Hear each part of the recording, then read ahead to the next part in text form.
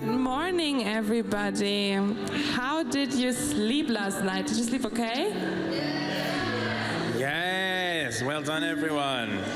What a great question, Pia. And it's just right for our topic today, community well-being. And speaking of community, could I ask the back 3 rows to just move themselves in, because we're kind of spread out today. Can everyone just come forward a wee bit? Can we reorganize ourselves in the room, please? Yeah, great. Come on down. We don't bite. Come on down to the front. We're not scary. Not that scary. Over there as well, there are loads of empty seats over here. And the sound is way better up front than in the back. I think some of us are too cool for school. Oh yeah. Right, well, while we're doing that, I would love to invite Juan on stage to make an announcement. Thank you, and good morning, everyone. Look what I'm doing. I'm holding the microphone with my right arm. That's fantastic. That's fantastic. You know, my physiotherapist told me to be careful during this week here in Berlin. Last night we were dancing until close to 10, 15 at night in the disco downstairs. So big thank you to those of you that were there until the end. There were some amazing dances happening, but please make sure that you come to the evening programs. Saturday will be absolutely incredible. And there's a lot going on, I can tell you. There's a lot going on in the evening program, and let's especially give a big hand to Pia and Peter. Pia, Peter, you are 2 stars.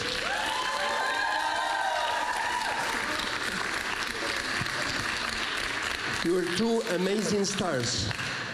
It's so great to hear how you interact and how you address everyone on stage and in the, within the participants. Thank you so much. Thank you so much. I would like also to emphasize a couple of things. It's great what we're doing here. We are having conversations, we are networking, we're using the time to be together. We are outside quite often, we are having beers during the night, but please keep the schedules. Don't lose the opportunity of using the fact that we are all here, and there's a huge program prepared for you. And there's been so much energy in all this planning for the pillars, for the evening programs, for the morning sessions, for the worship. There's a worship at 8:30 in the morning downstairs. Beautiful, with Nathan, Joe, with everyone involved. It's really beautiful, and that's a moment to get together, to get with ourselves in silence, in wonderful music, in faith, in spirituality. Use this opportunity. It's great. It's great. But the fact that we are all networking and talking and sharing does not avoid the fact that we really would like you to be here and to join us and to listen to our beautiful Lithuanian band with our leaders in the group in the mornings, and to keep the schedules. Thank you so much. And that's especially relevant today. Why? Because today we have one of the highlights of the program, and there's been lots of passion with our Berlin YMCA group team to put together, how many? Probably 18, 20 something city trucks. 14 city trucks in the city, across the city. And there's been other organizations that have been contacted by YMCA Berlin to host you and to tell you about the wonderful work that they do. And we can connect that with Vision 2030, the 4 pillars. Don't miss it. Be on time. We need to be outside at 2 o'clock sharp. 2 o'clock sharp. It's very difficult to call out to groups in this venue. There's many spaces. So if you are outside at 2 o'clock, the Berlin YMCA and all the organizers will really appreciate it, so that we can go all together. Now, if you have not registered yet to the city trucks, please do, except for group 2 and 8. Those are full. Everything, there's space in other groups that you can register. Don't miss it. There's great projects out there. of the YMCA and other different organizations. Great work. That gives you the chance also to know a little bit more about Berlin and the people of Berlin working like you in social work and in relevant programs. It's just absolutely amazing. We have a big hand to those organizing the city tracks.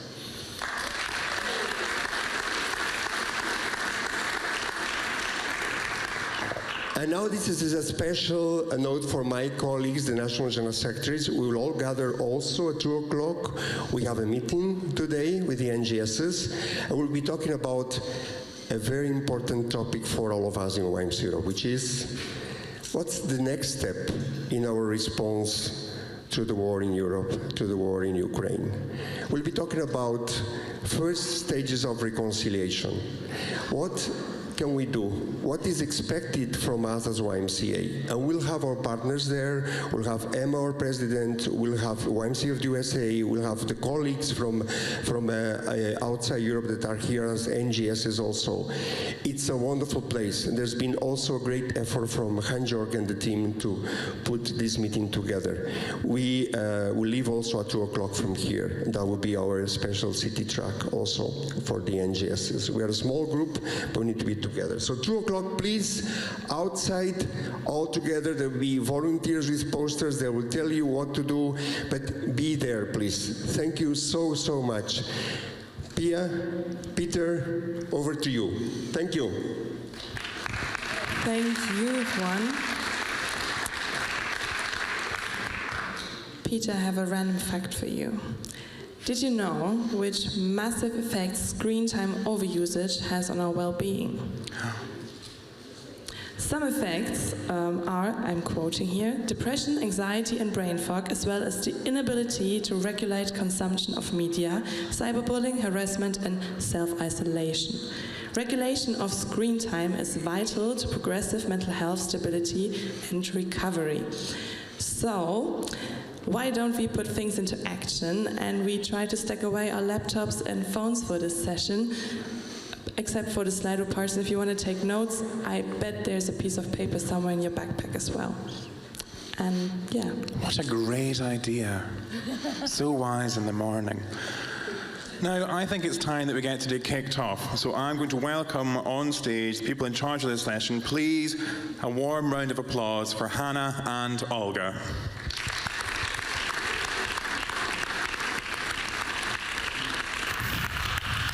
Good morning. How are you? Welcome. Welcome to this session, Community Wellbeing of the Vision 2030. Community Wellbeing. What's that? Today we are going to discover it, and we are going to discover it in several aspects and several levels.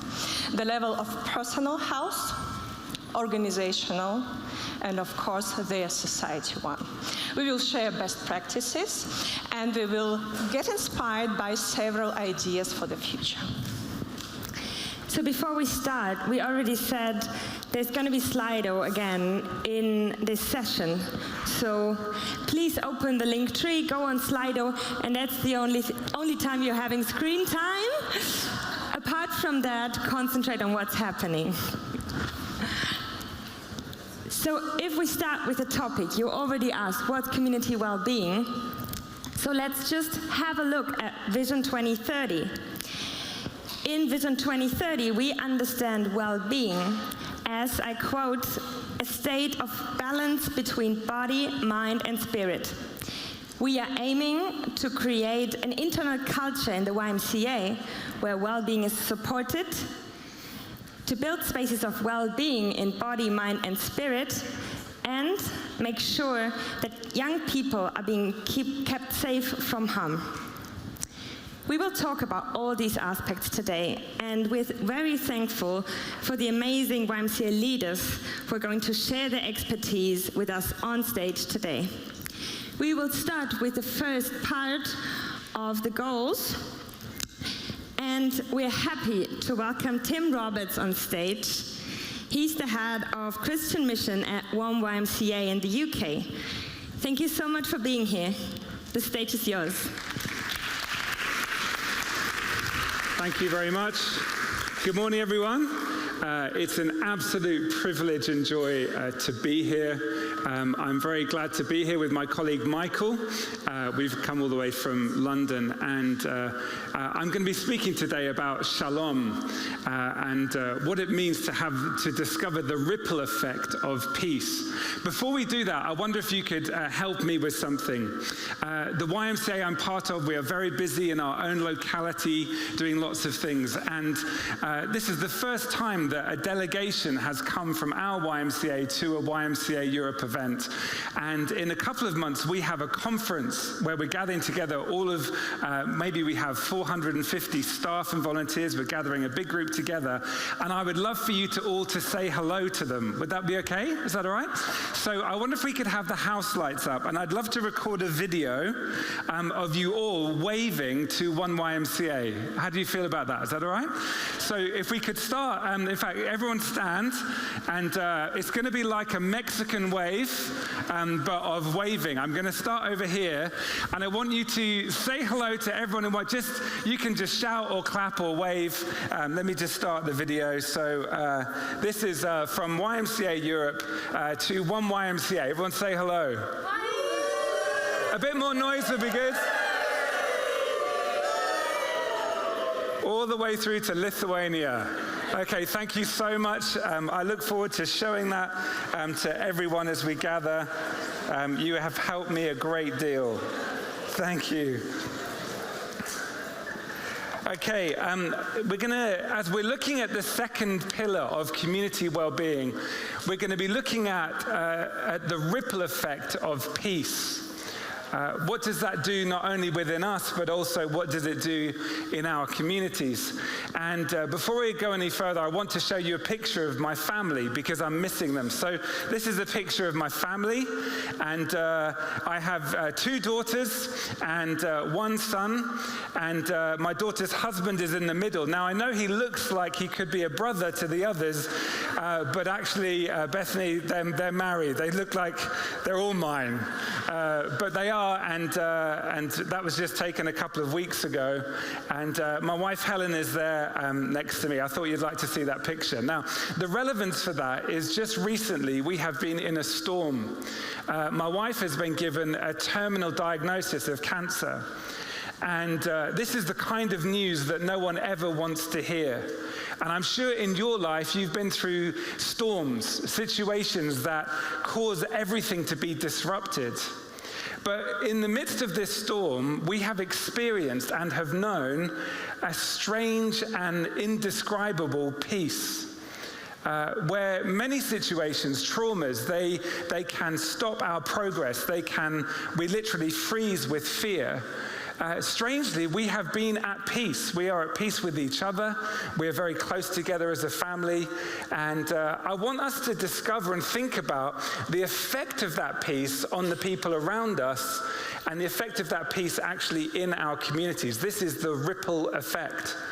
Martin Luther King said that peace is not the absence of conflict, but the presence of justice for all people. Nelson Mandela kind of expanded that a bit further with this same idea. The peace, that certainly from a biblical perspective, is not the absence of something. But peace is not just stillness or quietness, but peace is the presence of goodness. It is the presence, and from my perspective as a Christian, is the presence of God, of goodness. And so that's why the image we're using, this idea of a ripple effect, is that when goodness is active, when peace is active in us, when peace is active in us, it affects our own lives, but also affects the team or the YMCA where we are. And when our team is experiencing this whole peace, then actually we can be an impact on our community. So I want to ask a question. What does this peace look like? What does it look like? Is it just stillness, or is it a dynamic, vibrant, active thing? I would suggest today that this peace is actually at the heart of YMCA. When George Williams first began to talk in industrial London about the young men that he was so concerned about, he was not just concerned for their physical health. even though many of them were alcoholics and were ruining their lives physically. He was concerned about that. He wasn't just concerned about their mental health or the hours that they were working or the conditions that they were working. He was also concerned about their spiritual health. He was concerned about the whole person. And one of the unique and brilliant things about YMCA that I'm discovering is this holistic approach to human experience. And so when it comes to community well-being, maybe we could think about these three things. What does it mean for us to have peace of mind, mental health?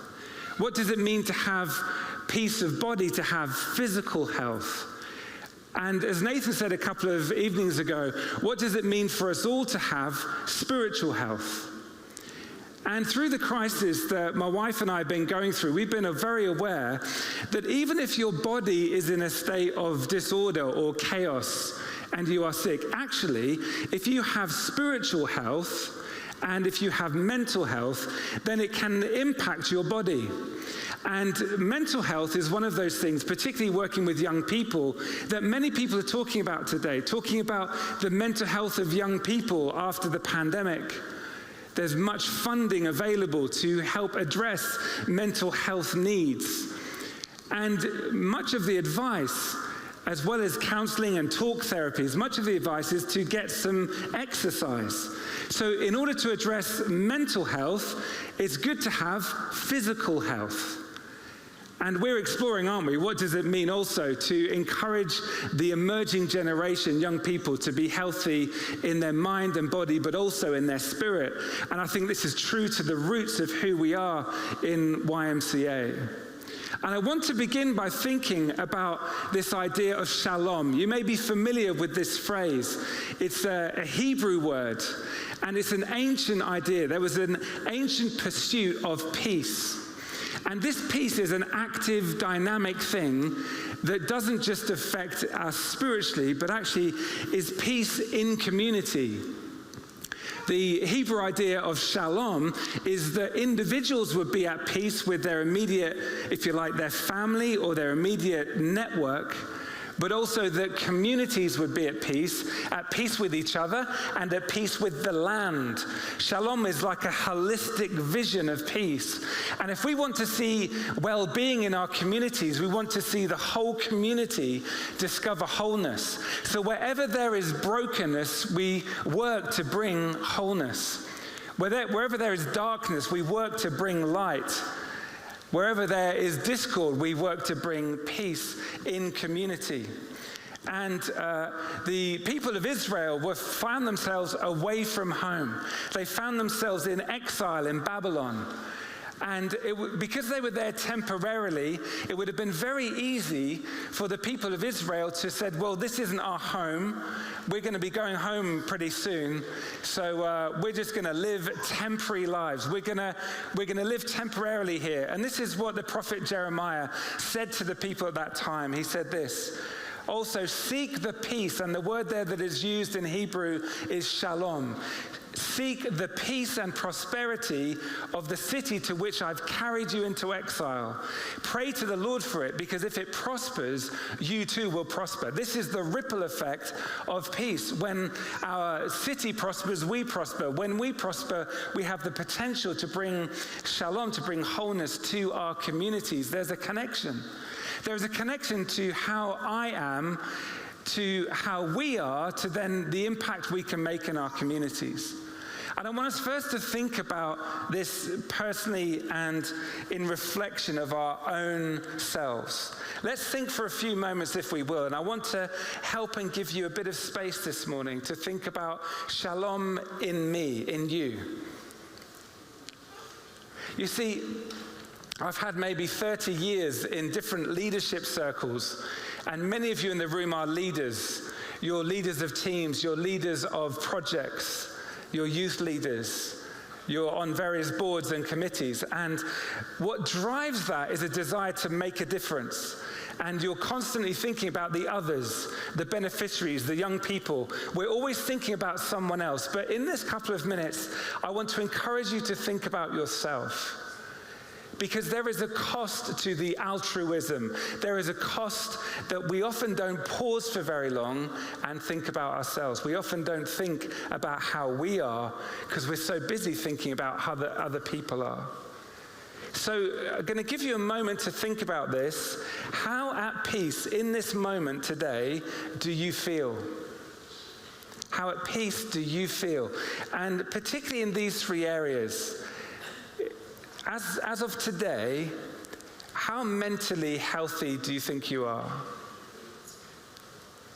What about physically? How at peace is your body? Or is it causing you issues, or are you neglecting it? And how at peace are you spiritually in the kind of core of who you are? And if there was a scale of 0 to 5 or 0 to 5, 0 would be it's in absolute chaos, total neglect. And 5 would be the closest that you could describe to being whole. I'll give you an example. With mental health, if you are really struggling to sleep every night, if you are having panic attacks, if you are constantly worried about what other people think about you, if you are anxious, if you are getting cold sweats, if you can't bear to try some things, if fear has gripped you, I would suggest that you are nearer 0 on the scale. But if you are at 5, you sleep amazingly. You don't have any worries at all because at the end of every day, you're able to deal with what you're dealing with, lay it all down, and everything is at peace and you're thinking clearly. Now, to help you with this, we're going to do a Slido poll. Before we do this, I want to encourage you, as you answer this, to know this is completely anonymous. So if you could answer on your own, and then we'll see our collective results. So just have a moment to reflect. And when you're ready, give yourself a score out of those things. How at peace do you feel physically? And we'll look at the results in a moment, but I'd encourage you to have a think, have a reflect, and then we'll have a look at where we are doing and where perhaps we need to see more peace.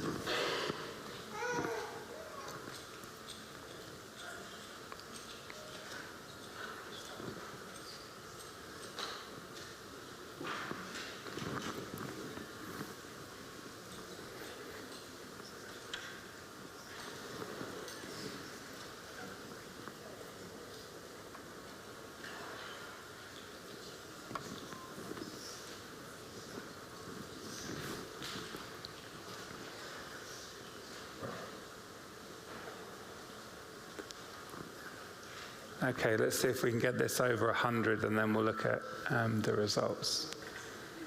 Keep answering. It's a good question, isn't it? How are we actually doing today? What's really going on in our inner world? This is a good practice for us. Good questions to ask. Because there are things that we can do in response to this. So I wonder if we could have a look at the results of this. So how at peace do we feel physically? So most of us there are kind of in the middle. Mentally. Let's go physically. Okay, what's mentally? Mentally. Okay, that's interesting. Look at, we have 7% of us in here, 10% of us in here. I've actually scored this as a 1. It's a real minefield. It's an area of real need. We need to be aware of this. Looking at the statistics, the balance is either 3 or below, even though the majority is 30. Can we have a look at spiritually? Okay. Let's go back to mentally then. Sorry, I missed that. Can we go back? Okay, very similar, yeah.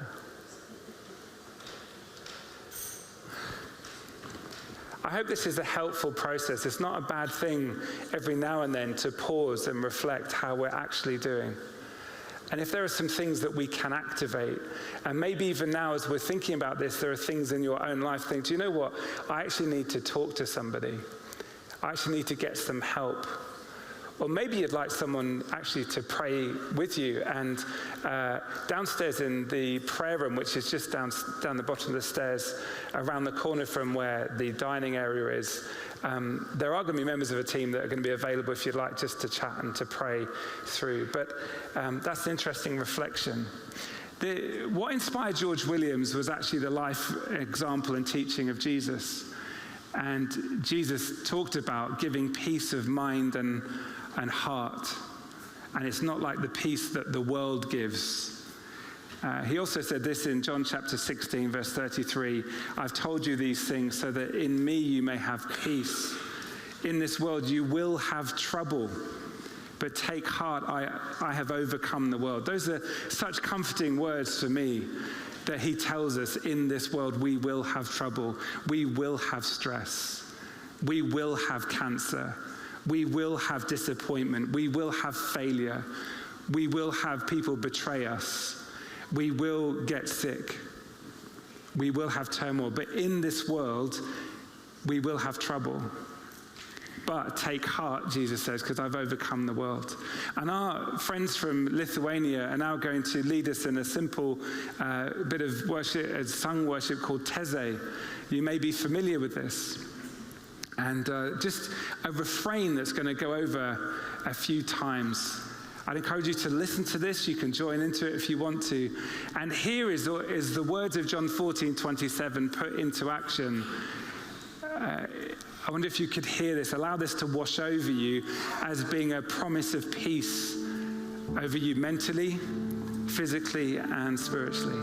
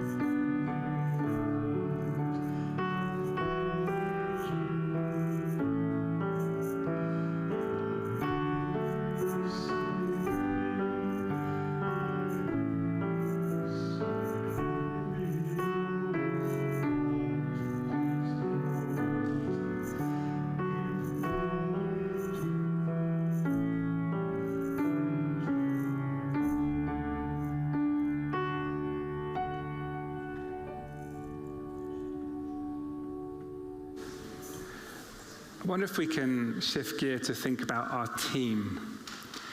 And by our team, I wonder if you could think about the team that's closest to you on a day-to-day basis. It may be a team that you're a leader of, a team that you're a member of, or if you want to, you might want to think about the team that is your YMCA, whatever is most relevant to your setting. How at peace is your team? See, the problem with working with other people is that we're all broken in different ways. And when it comes to trying to function as a team, many things come into play. Pride, the desire to do well, the ego is at work in every team that I've ever been in. And I've been in teams with some of the most kind of holy Christian people. I've been in teams with some of the people that have no faith at all, and it's kind of the same. There's ambition, there's the desire to be the best, to do the best. There's the desire to get one up, even on another YMCA, even to do better than the next. And then in a team, there's a desire for position, who makes the decisions. And this causes discord.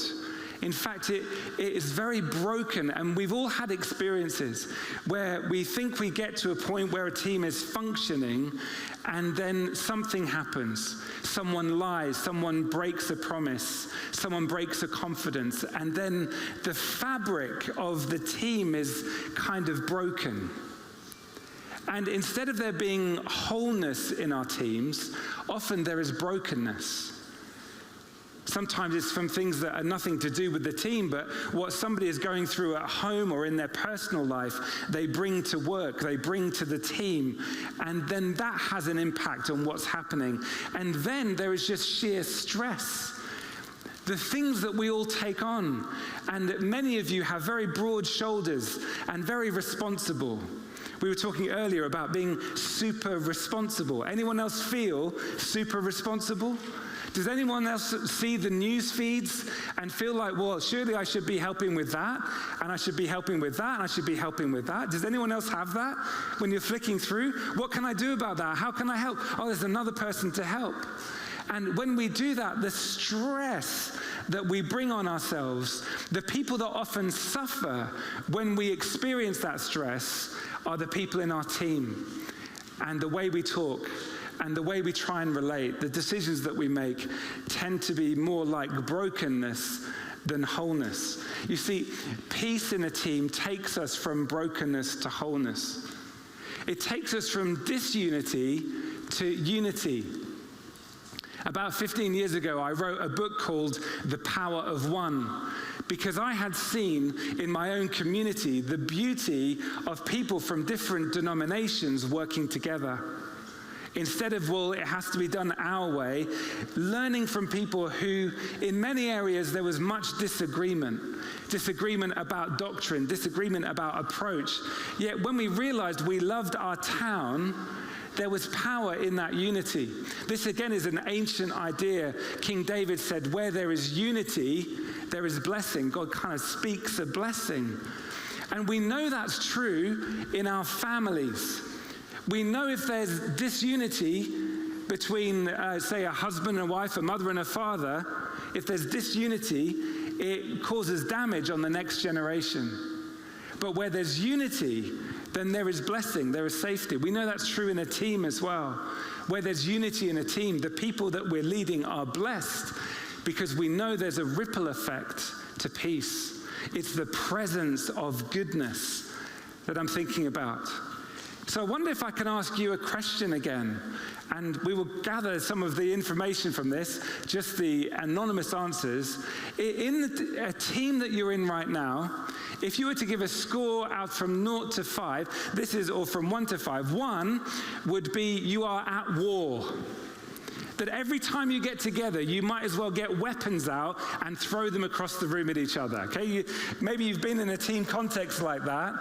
It might be passive-aggressive, but there's a lot of aggression in the place. So 1 is you're a team at war. And 5 is that there's a sense of rightness. People feel valid, they feel respected, they feel honored, they feel at home. So let's turn to Slido now just for a moment and capture that information. How at peace is my team?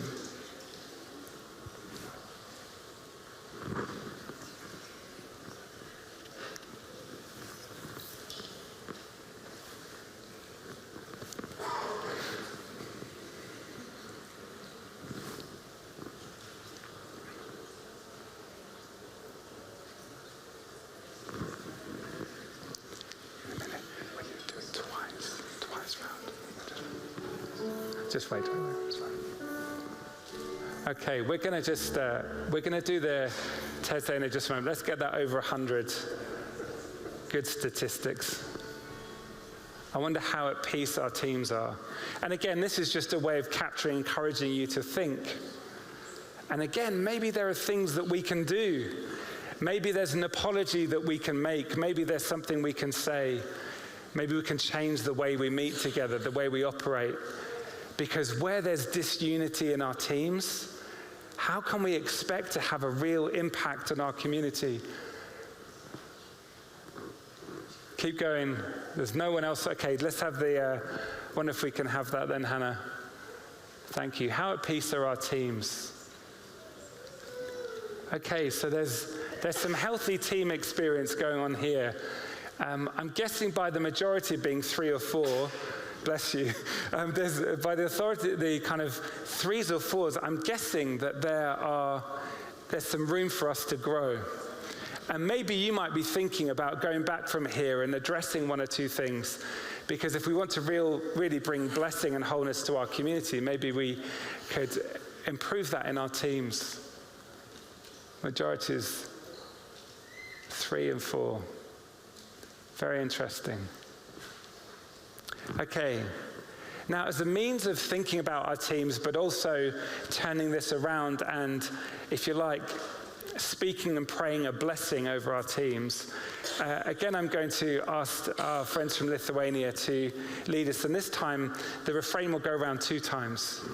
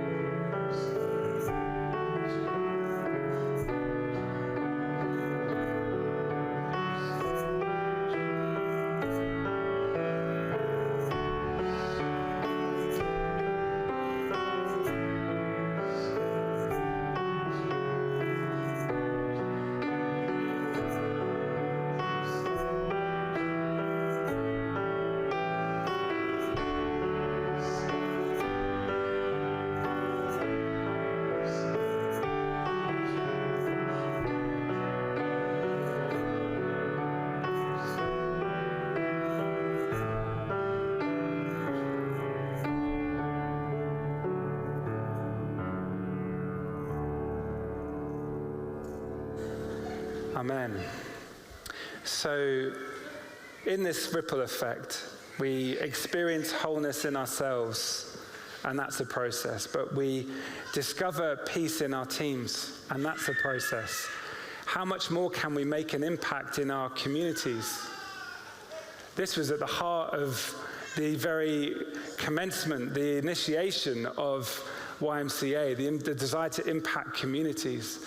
Isn't it amazing? Around 121 countries, 64 million beneficiaries and communities and villages all around the world being impacted. This is the ripple effect. What happened in one young lad and then a group of people in a team in 1844 has now impacted the whole world. It's so inspiring. What can one person do? The answer to that is a lot. When there's peace, when there's the presence of goodness, it's amazing what one person can do, let alone a collective like YMCA. So I wonder if we could think about shalom in my community. Think about the place where you operate, your village or town or city. Think about the people that you care about the most in your community. You see, in our communities, there is much discord. There's much brokenness. That's what motivates us to try and bring wholeness where there's brokenness, isn't it? We heard from Carlos about the increase in racial tension in continental Europe and in the Western world. It's true, there's more and more racial tension. In this modern liberal democracy, we seem to be getting, in some ways, less liberal, less generous. There's disharmony. There's social and economic inequality. And what we need, I think, is a holistic approach. One of the areas in our YMCA, just outside London, one of the areas that has inspired me the most is a small team that we have that are working amongst those who are impacted by domestic violence. And rather than me tell you about it, I've asked a colleague to explain about the approach that we're taking. It's actually quite cutting edge. We use a program called the Liberty Program, and we have 2 teams, one called Horizons, the other called the Bridge Project. And together, they are helping keep families together in the context of domestic violence. I wonder if we could watch the video. Hi, I'm Nicola Lee, Head of Therapeutic and Specialist Support Services here at YMCA. We've worked really hard to build safe, trauma-informed, accredited services for victims of domestic abuse. But the one question that was always there was, why? Why don't they stop? And when I say they, I mean perpetrators of domestic abuse, because the only way we're going to stop domestic abuse is by stopping those that harm. So we recognised a gap for community-based provision. and we went about setting up our perpetrator support service. So we can now say we are safely engaging with the whole family when responding to domestic abuse. We are thinking about their well-being, and we are thinking about the family functioning, all in the context of the abuse. Another key objective for us was to improve engagement when working with perpetrators. And so we have written a training program for professionals to increase their confidence in their engagement and making those timely referrals to our support service. So we hear from families that they want to stay together. They want the abuse to stop, and they want everything to go back to the way it was before the abuse started. So if families are better informed, if they have access to timely interventions in their local community, can we create a system where change can happen and families can stay together and do that safely? I know this is not always the case, and just to assure you, we are measuring risk every step of their journey, and safeguarding is paramount. But we need to hear the family's voice, and we need to help them understand what is safe and what is unsafe. So how do we go about doing this? So we deliver therapeutic groups for women and men, victims of domestic abuse. We deliver play therapy and counselling for child victims of domestic abuse, and we deliver behaviour change programmes to perpetrators, and this all happens in their local community. So what does it look like in terms of their transitions for both victims and perpetrators? What we are seeing is they have courage. They have courage to reach out and accept support. They show real strength in terms of accessing that support, contributing and forming safe networks. We can see growth in that they are growing amongst their peers in terms of their confidence, their self-esteem, and this all helps them be more self-aware and make healthy, informed choices. So one thing that we aim for is that everybody feels empowered, that we equip them with tools and strategies to make those safe, healthy choices. So when thinking about domestic abuse, think perpetrators too, and stop the harm to families. Thank you. A holistic approach to domestic violence that doesn't involve splitting families up, but actually working with everyone, the adults and the children. We have therapy groups for kids, for the children affected, because families do actually want to stay together. That's just one example. We're going to hear later some best practice and ideas that are impacting our communities, because all our communities are very different. But for me, and I'm relatively new to YMCA, I've been really impressed with the team, what they do on a tiny budget, the impact they make in lives in keeping, if you like, bringing shalom into our community.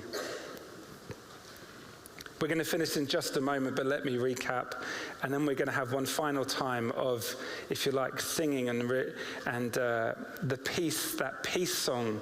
I want that to be the last thing we hear in this session. I want to encourage you that the presence of goodness, the presence of wholeness, the presence of peace in your life can impact your team, and it can impact your community, that there is a knock-on effect. Let's not neglect ourselves in the pursuit of helping others.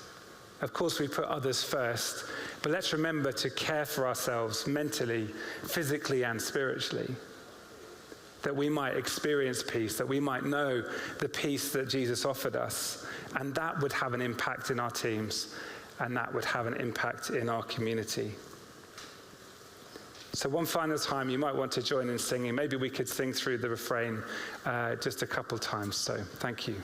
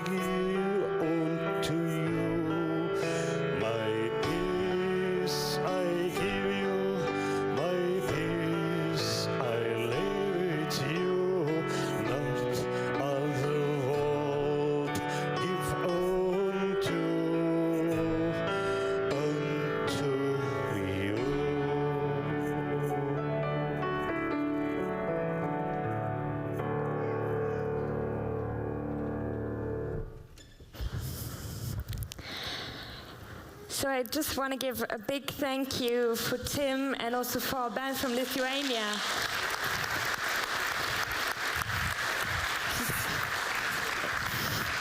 Thank you, Tim. Thank you.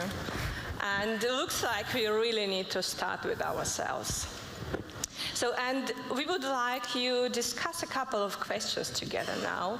And to do that, we invite you to stand up, to look around and find a couple of people you didn't have a chance to speak a lot during those days, and shape the groups of 3-4 people maximum. Let's do this first, and then I will introduce you the questions for discussion. Get up. It's a health and well-being session. I guess we better stand up for a while.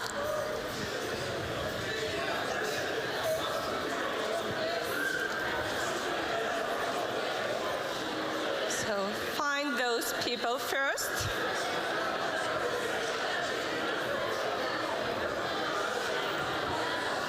All right. And when you do,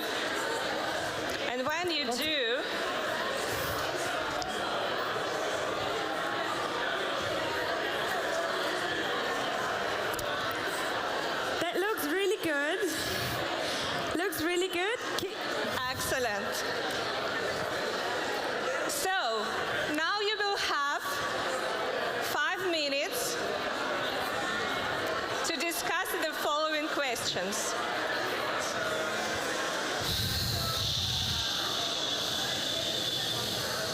People are excited to know each other. Wonderful. It's great that you all want to have a chat with each other. Just listen to the question that you're supposed to discuss with each other. So Olga, can you explain about it? Yes, with pleasure. So please speak within 5 minutes and reflect how you personally can and should, what you should improve in your daily routine so to keep your health strong.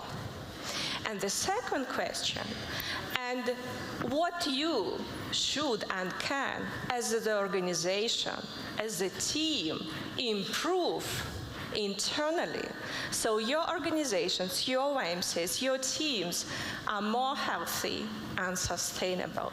Please come up with at least one very specific example answer for each question. 5 minutes, here we go.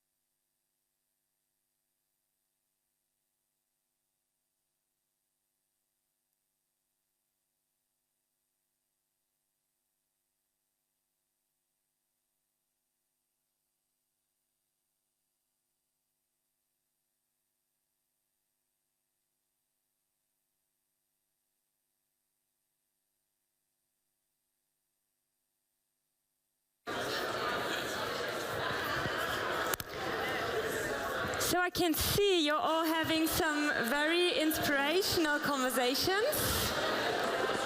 And we invite you to come back to your seats.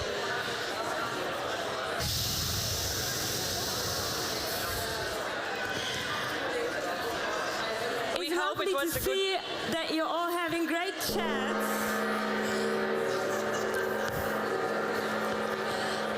Thank you so much. We have great technicians for being spontaneous. So I really hope you've all had some very inspirational ideas and thoughts about this. And don't worry, you'll have plenty of time today, tomorrow, during lunchtime to discuss and go on with this.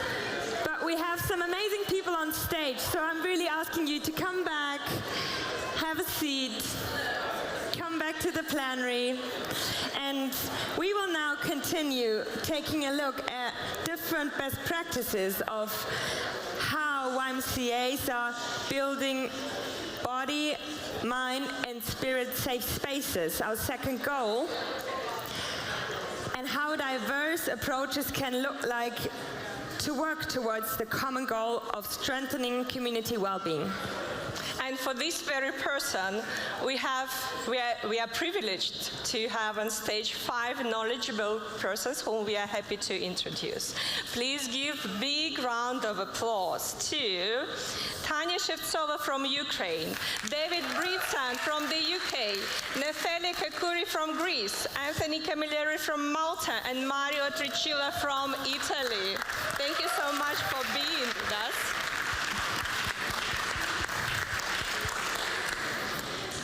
So let's start with the round of introduction.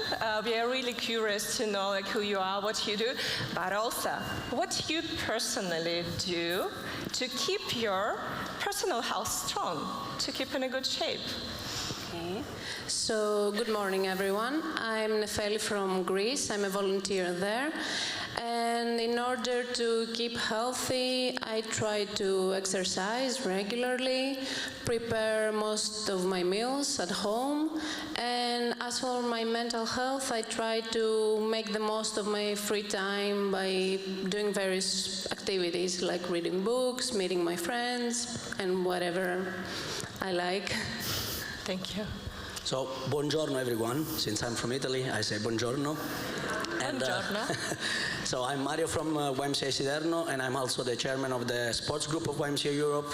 And since I'm a sports person, I do sports when my body allowed me to do it. So that's what I usually do to keep my mental health good. Thank you, Mario. Hello everyone, I'm David Britson from YMCA England and Wales. So for my physical health, I play rugby, so if anyone wants to challenge me outside, let's go. And for my mental health, sometimes when I feel overwhelmed digitally, I'll just go to the cinema on my own, put my phone in my bag, don't look at it for 2 hours, and actually feel quite detoxed at the end of it. I very much recommend that. Thank you, David. Hi everyone, my name is Tanya from Ukraine. I am a psychologist and I volunteer of the organization Berlin YMCA. I conduct psychological trainings and art therapy for children, teenagers and young people to support mental health. This helped me too. Thank you. Good morning, everyone. Anthony from Malta. I am the National General Secretary. I have very bad habits. I smoke and I also drink a lot of coffee. Olga is saying no. She said less this morning, take less. But I love traveling. I love traveling, and for those who know me, I love animals and also gardening. Thank you, Anthony. Thank you so much for giving us an insight on this. Before we dive deeper into everything, I'm also turning my eyes again on everyone in the room, because now you also have the possibility in Slido not only to answer questions that we give, but if you have any questions that you want to give to the plenary, there's a Q&A where you can put in questions. And the good thing is, if you don't want to ask a question yourself, but you see a question on your phone and you're like, we need to talk about this one, you can upvote. And then later, we will have the chance to pick 1, 2, 3 questions, and of course also use the questions later if you want to keep on talking about these topics. So if you have anything, post it in there and upvote if you like what you see. Thank you, Hannah.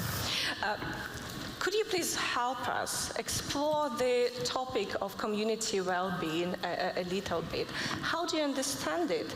And why is it important that this pillar is included into Vision 2030? David, could you please share your thoughts? Yeah, so I think fundamentally it's about society and our community being happy and healthy as a bare basic. What we want to see is actually around everyone being community leaders. Everyone has a role in this. Everyone that's within a society, within a community, has a role to play in it. So how are you making someone's well-being positive? How are you helping their mental health? And it might be that you're not adding to their stresses or anything, but actually the programs we run and the things we do and deliver are all about how we build positive well-being, be that through youth work, through our housing work, through children and young people. It's all about how we make sure we have positive conversations, positive well-being, all within our local areas. Happy and healthy. Happy and healthy, yeah. Thank you, amazing. Nefeli, what do you think? So, in my opinion, individuals have to protect not only their health, but their communities, their families' health, because health is a human right and also a shared responsibility for all of us. So, I believe that also education has a crucial role in this. So it transmits this to the children and it becomes a way of life for them. Human right and responsibility. Amazing, thank you. Anthony, maybe you also want to share something? Yeah, community well-being, for me, I always have said this to my team. I think we are living in a liquid society, and for me it's about building relationships. It is about relationships, and in our work I think it is also about advocating for people who are voiceless and for people who are invisible. Thank you, Anthony. Thank you. You are all representatives of civil society organizations and doing various projects, programs, and activities related to the topic. That would be wonderful if you could share, please, what exactly you are doing as a best practice, but also what is the engine of your program, of the success, of the big impact of the programs that you are doing. Mario, can we start with you, please? Yes. So I can share my experience as a, let's say, a European level with the sports group. What we do is mainly engage young sports people to grow as a sports leader. It doesn't mean you have to be a professional. It means that you have to have like willing to practice sports, and we do like a lot of trainings for them. Like in the past, we were doing a lot of championship. We involved like different sports like basketball, volleyball, table tennis, floorball. So every 2 years we were running like a championship. Then after COVID came, we had to change and reschedule everything. So we are doing now like a sports seminar, which run twice per year, and next week we'll have like 30 young people from 8 countries from Europe meeting in Denmark and experience best practice on sports. And for sure, the engine, if you ask, is young people. Like they are the what they push us to deliver the activities and like to showcase like what we do. We also have a video which we can show, and that's what mainly we do and is up on there. Let's watch it. Thank you.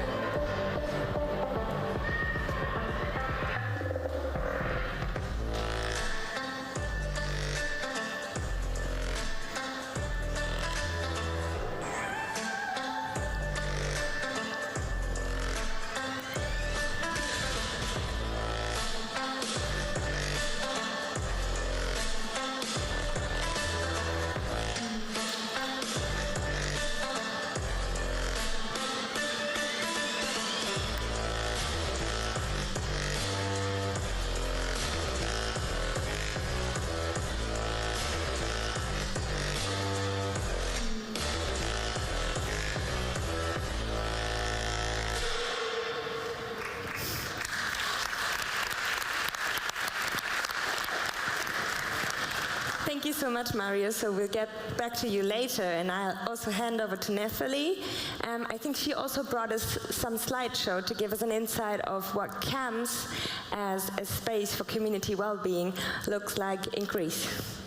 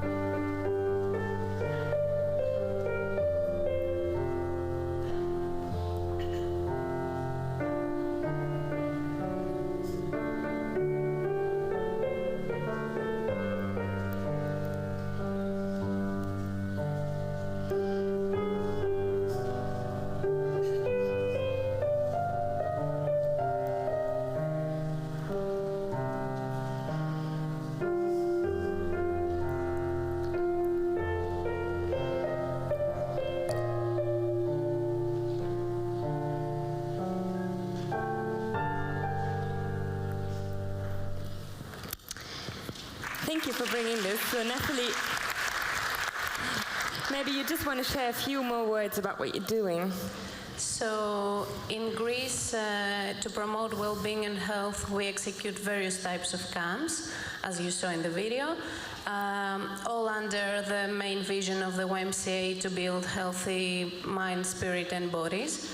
And there are organized camps, there are camps moving from a place to another, sailing camps, leadership camps. So in these camps we try to, so the children and the teenagers that are in these camps to build really healthy lifestyles, to connect with the nature and learn how to protect the environment and care for it, to build healthy relationships and friendships that will last through time, to gain the values of the YMCA, like connection, group, team, working in groups, and everything. Our programs are both entertainment and education. It's a combination. So we do a lot of sports, but focusing on body exercise and not competition or championship. We do creative activities, we have entertainment, we are making excursions in the nature. And I think the key to success for the camps are that the same kids that start to go on the camps in a really young age continue, and they are trained so they become leaders, they take on responsibilities and continue to grow in these camps. Right, thank you so much. Yeah, thanks a lot. So we've discussed a little bit of sports camps, and now let's fly over to Malta. I know that you are doing many programs, but including mental health support, but the key program that you are doing is providing actually the shelter for roofless people. Could you please tell a little bit about this dimension? Yes, I think the biggest program that we have in Malta is the services that we give to homeless people. In Malta, we have 3 particular shelters. where we have homeless individuals, families, and children living with us that are experiencing homelessness. And I think that when we speak about homelessness, we have to look also at the culture of Malta, because we're very small. We're just an island, a dot just below Sicily, basically. Sometimes it's not even on the maps. We're so small that we do not see people living on the streets. Because of our culture, people move from one house to the other, they seek their friends until they actually then have no other support and end up to what we call roofless. We host these people and we give them an individualized care plan where we have people supporting them. And our mission statement is that they eventually become self-independent and move back into society.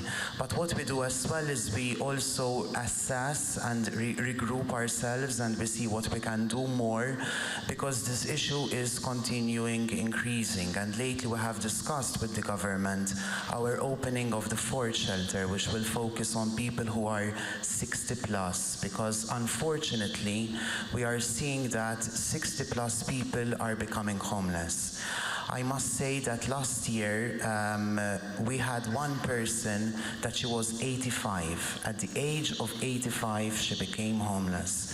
A week ago, we had a person, pregnant woman, calling us. Her landlord was throwing her out. She was pregnant with her 2 kids. So these are the situations that we meet in Malta, that we work with in Malta. And lately, what I can mention as well as a good practice, we have opened a new drop-in center, which focuses on the roofless people. It is a place where they can come, where they can sit down with us, have coffee, have a chat, sit there, watch TV, have a shower, maybe wash their clothes, because they basically live in the streets, and basically find a safe space that YMCA provides. Thank you so much for sharing your expertise with us. And I want to give over to Tanya, who is an expert on psychology. So you want to share with us what you're doing? Today is 409th day of war in Ukraine. All the Ukrainians lost their feeling of safety 492 days ago. And we do our best to support our people. We deliver humanitarian aid to the war-affected zones, and we deliver presents for children there to give them a piece of happiness. We also work with internal displaced children and adults. I conduct psychological trainings, art therapy, because war is a psychological trauma for all Ukrainian people, especially for children. They need support. I want to show you a video about our work.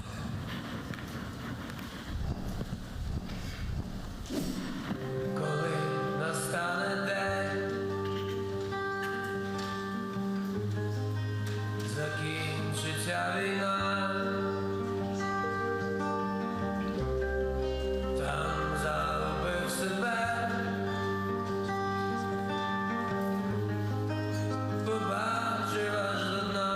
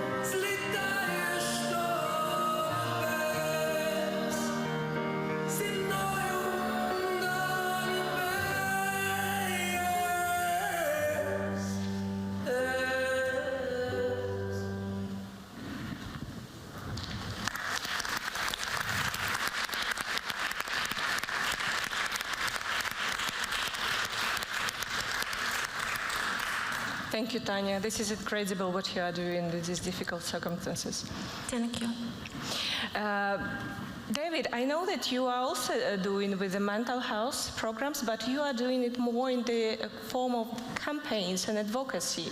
Could you please share a little bit about it? Yeah, well, first of all, how are you? No, really, how are you? We'll circle back to that question at the end. So I'm from YMCA England and Wales. We do a range of things at England and Wales, from early years childcare through to youth work, into housing, drug and alcohol support, a whole range of activities within that. Right now in the UK, we're experiencing a mental health crisis. That's both in terms of waiting lists and when things are at extreme levels, but also about that preventative work. How do we build resilience into young people? How do we get them to have positive mental well-being and look after themselves properly? So that's why we came about with our Small Talks campaign. So we touch around, we have touch points with around 375,000 young people. Sorry, I'm going to slow down. We have touch points with around 375,000 people across the UK, across England and Wales, sorry. And with those, we want to make sure that every single person we come in touch with has positive mental well-being. So we invented our Small Talks campaign. It has a simple acronym, which is about small talks, making a big difference, and it breaks down the word talk.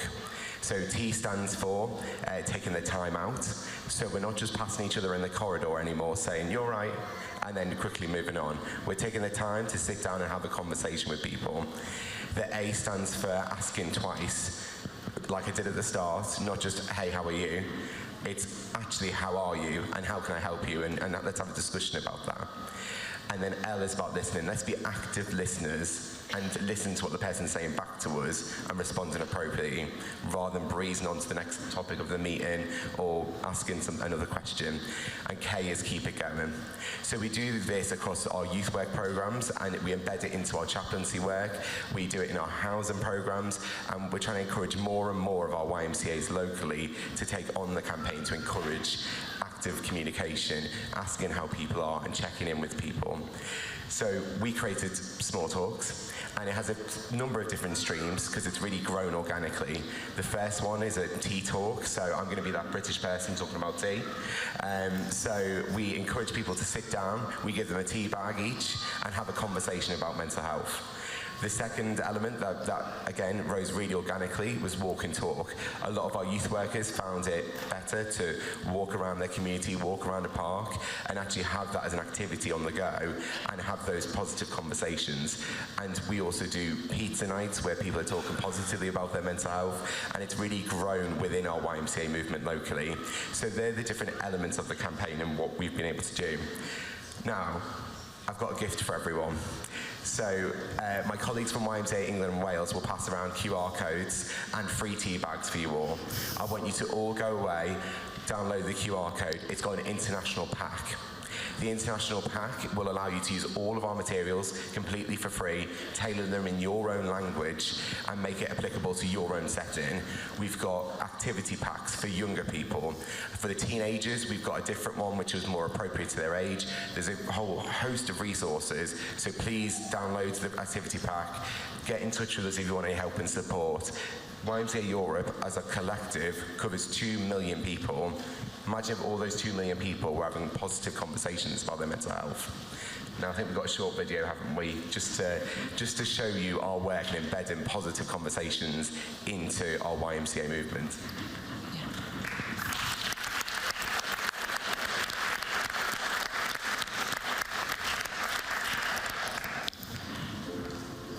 I suffer with ASD, which is autism. I've also got other issues going on. It always felt like I could connect with someone and then instantly just disconnect, because it's always very, very difficult to communicate with people. In school, I used to struggle because there were days where I was crying because I was in too much pain, whether it's mentally, physically. And it got to the point where the road for me was very empty. The road for me was either, it was a matter of life and death, whether I could continue living like that or I take a step back, regather, regroup and go again.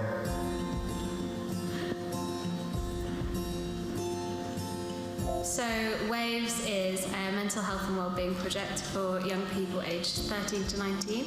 We're set up like a youth club. Young people are able to come, take part in mental health and wellbeing activities, also have fun, do some cooking, some art activities, some sport activities. And the idea is that it's a safe space for them to come and talk about how they're feeling. I've been coming to WAVES for about 3 years. Activities, there's cooking, we cook all sorts, depending on what someone wants to cook. There's different games, there's like pool table. They've got a ice hockey thing, which I'm a bit too good at. They've also got arts and crafts, a gratitude jar, just to keep in your head and think of positive things for the future. It really helps facilitate talking about some of the things that they're experiencing.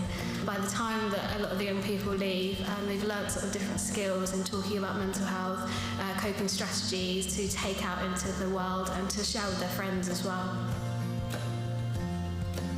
So if you're going through something and you think someone's going through a similar situation, you can say what you've done to help, and then they can do the same to you. You get to learn stuff from them, they get to learn stuff from you. You also get to learn stuff about yourself. It's working for me, it's a massive part of my life now. It's improved my social interactions with people when I never thought I'd be social again. And I'm forever grateful for this opportunity.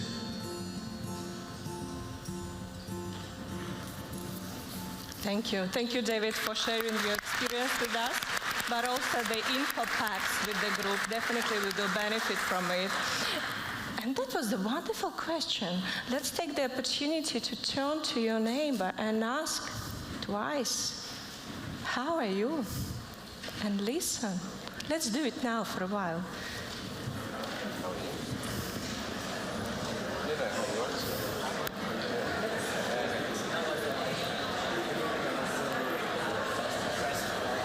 How are you?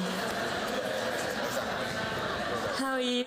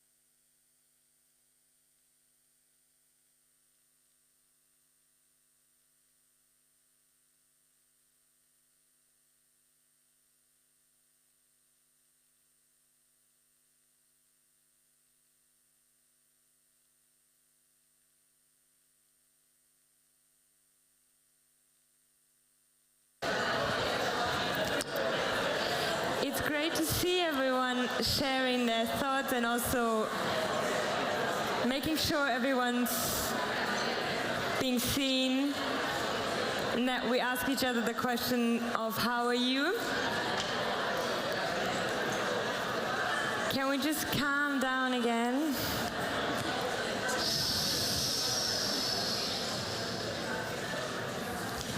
Thank you very much.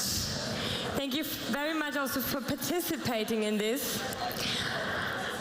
I don't know how you feel, but to me this is very, very inspiring to see how diverse our movement is and all the different spaces that we create in different ways, responding to what our community needs.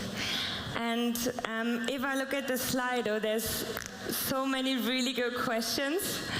I'm just going to pick some that are upvoted a lot by people, and then I really encourage you to keep on talking about these questions and also come up to our panelists after the session and post them directly to you, and just take that as a kickoff and go forward with it.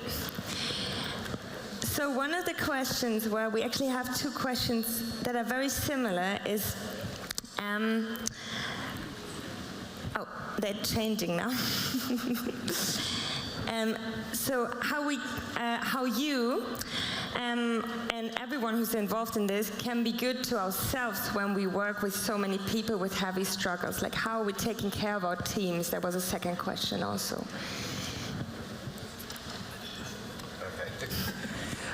this question reminds me of, you know, when well, I had to fly here. You know when the air hostess person tells you to put your mask on first before you help someone else? And I think that's really key.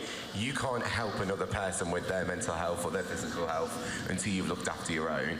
So I think as leaders within this community, we need to take the time out to reflect and look after our own health, whether that's physical or mental, so we can positively impact other people. So I think in terms of the question, that's generally how I think the main priority is: look after yourself and then look after other people. We heard about all the different issues we've across the whole of the weeks. It can be quite overwhelming thinking you have to solve it all, and actually be specific, pick a thing, go for that one, but make sure you look after yourself first.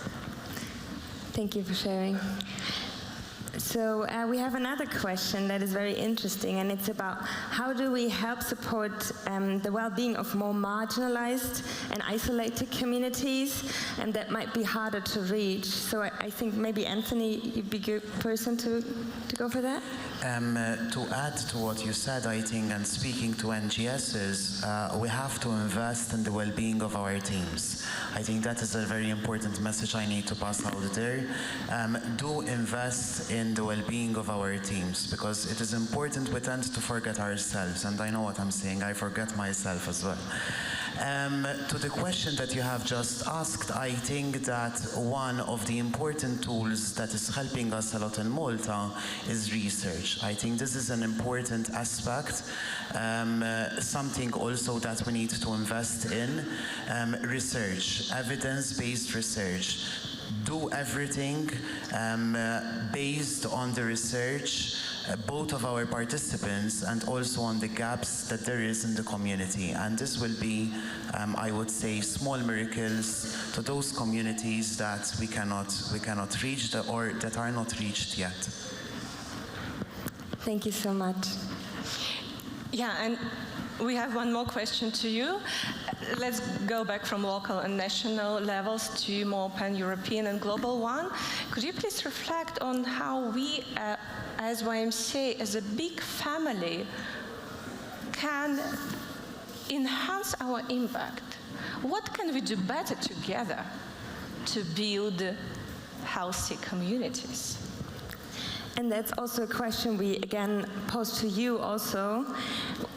Like I said, there's so many more questions that you can ask, but now one more question to you. You can also answer it in the slider with the word cloud, and then we'll also ask it to our panelists. So maybe Mario, do you want to start? Yes, I can share, I think we can enlarge, if I look at the sports group of YMCA Europe, we are just 8 countries involved.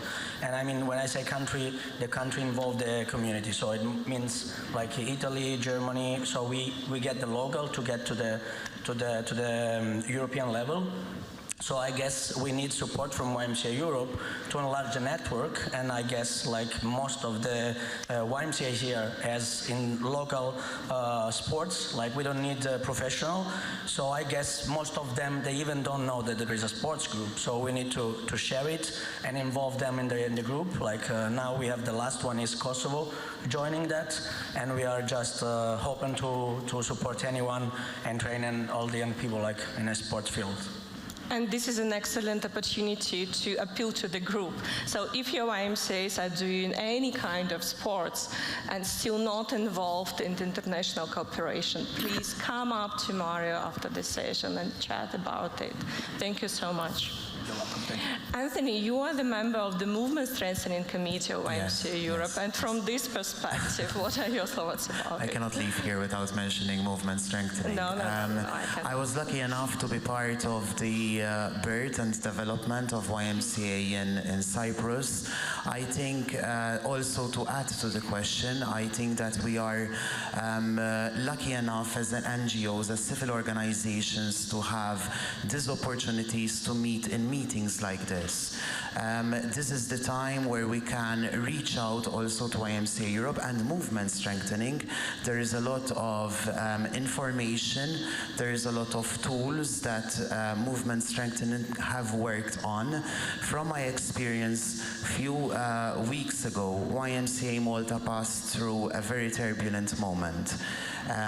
We have been investigated for something which was fake, and what helped us was the policies that we had in place, and what helped us was when we reached out to YMCA Europe to help us in this regard. So I think this is my message to you, to reach out and to use the time that we have here to build connections and to go back to what I said in the beginning, build relationships. Thank you so much, and thank you for mentioning policies. And today, further on, we will speak a little bit more about it. Thank you so much, everyone. I'm also curious of what you have to say, and I can already see that there's some very similar points. So maybe if we can just have the word cloud on the screen.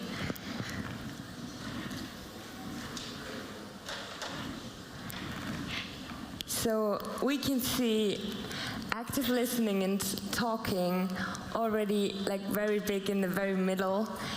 And then go by safer spaces. We will also have a look at how safe our YMCA is after the coffee break, so we will talk a little bit more about that. And then I can see a lot of things that were already mentioned, like how we're training people, how we're being more conscious about how safe our spaces are. Share resources, we already did that. Exchange know-how, so really use this event. We're here together. Use this to strengthen this pillar and get networked together. Exchange with our experts and also with everyone in the room. We have a lot of expertise in the YMCA, and it's really encouraging to see how many people are sharing here, and I'm sure we could have had many more of you on stage who are sitting together now in this room. So, thank you so much. Let's give a big round of applause to our panelists.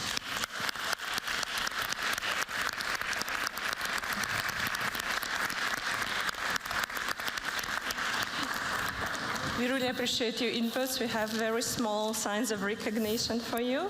And then we hand over to Pete and Pia. Thank you. Thank you so much.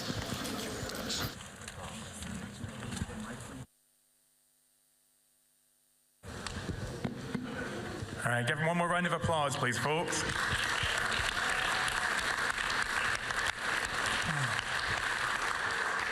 I'm feeling replenished, but I think it's time that we took care of our mental health and we had a wee break. But there are plenty of other options to take care of our own well-being of body, mind and spirit throughout the event. For example, by enjoying this amazing vegetarian food. Did you try the vegan meatballs last night? They were amazing. By dancing with Juan to the best songs of the 90s, or to go to the prayer room and unwind there.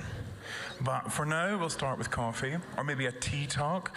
We're going to be back in half an hour, so 11:35 for the second half of the session. Listen out for the band. When they start to play, that's your call to get back up here. See you then.